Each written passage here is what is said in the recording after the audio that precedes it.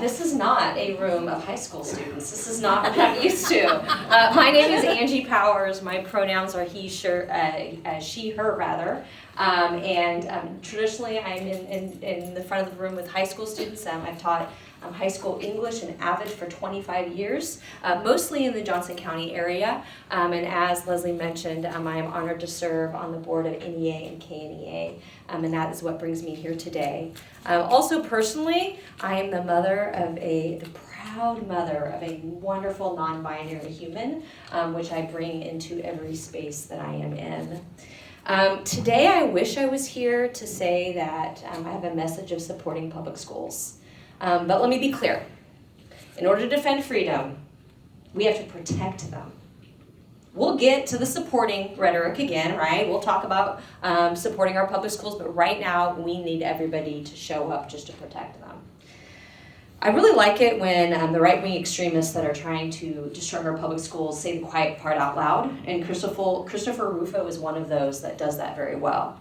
He said, in order to get universal school choice, you really need to operate from a premise of universal public school distrust. And that is the playbook, right? Ooh, yes. We know that in order to defund our schools, they have to get people to distrust them. So when we're talking about fear of immigration, fear of our trans and non-binary children and adolescents and adults, the humans that surround us that are just as human as the rest of us, stoking that fear is about creating distrust so that they can take money from public schools and give them to private schools. I don't have anything against private schools. Let me be clear. Private schools do a lot of great things, but go tell that to some people in the rural parts of Kansas. What private schools are they going to go to, right? These will hurt our rural areas in Kansas even more than they'll hurt the areas that we are in. I wanted to clarify a couple things about vouchers because I know we often hear that term school choice.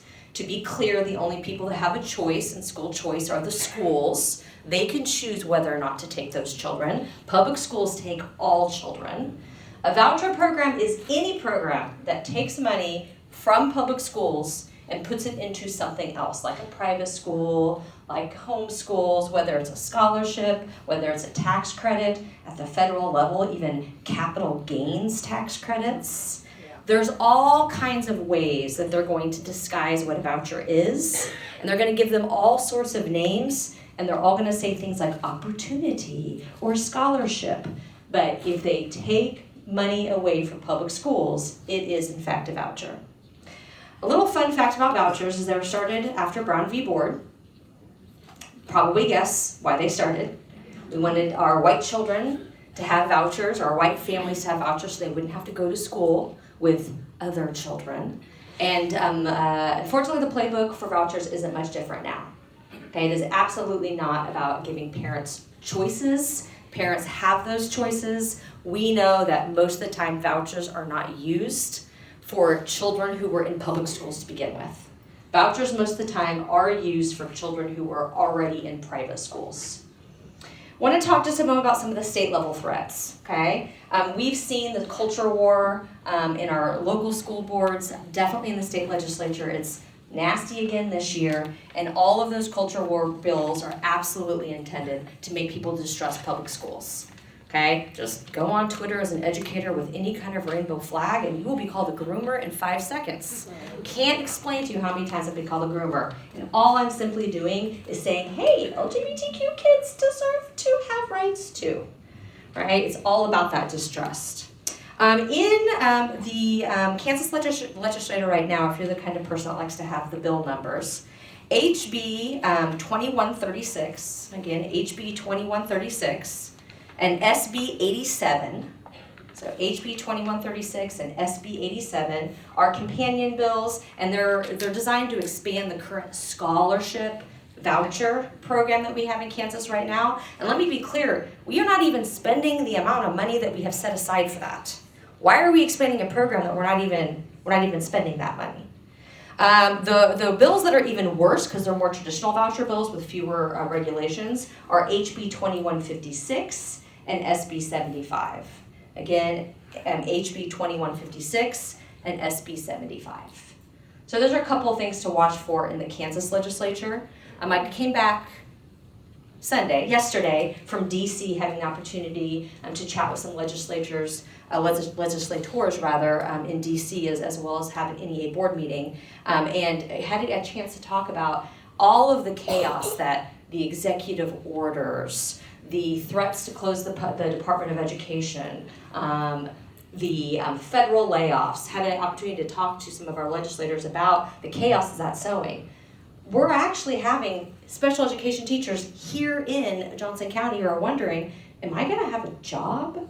Because they're so busy during the day, they can't keep up with that chaos, okay? They don't understand that IDEA and Title I is something that really has to go through appropriations. They don't understand that all of these threats that are happening are gonna have to be litigated. They're just scared, okay? They're scared, and it's a hard job, and we are not gonna be able to keep our educators in our Kansas classrooms if we continue this chaos. Wanted to share just a couple ideas about if we were to lose Title I funding in Kansas. That is the equivalent of over 3,000 entry-level educator salaries just here in Kansas. Just Title I funding. IDEA is another over 3,000 educators equivalent of funding that we would lose. Okay, again, let me be clear.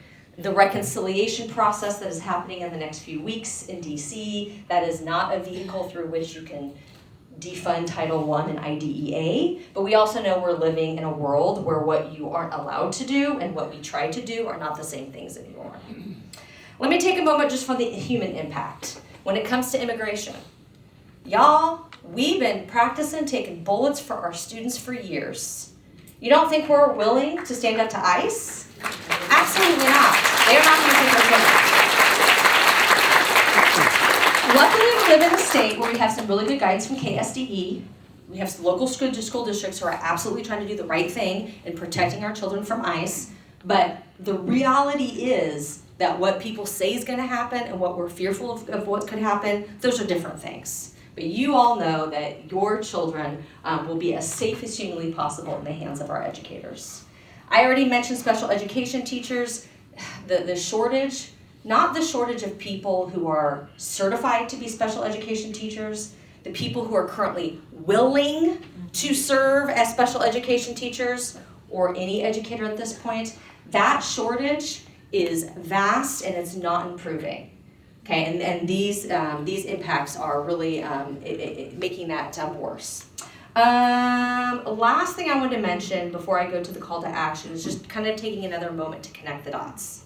Okay, for years, a right-wing funded, very well-funded, well-orchestrated attack on education has started with all of the culture wars. The CRT, the anti-trans, the immigrants are taking over our country.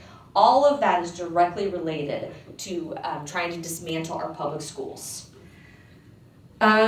Lastly, we know that our public schools are the backbone of our communities, along with community centers like this, along with churches, along with different civic organizations, and we know that Kansas will remain strong with those public schools.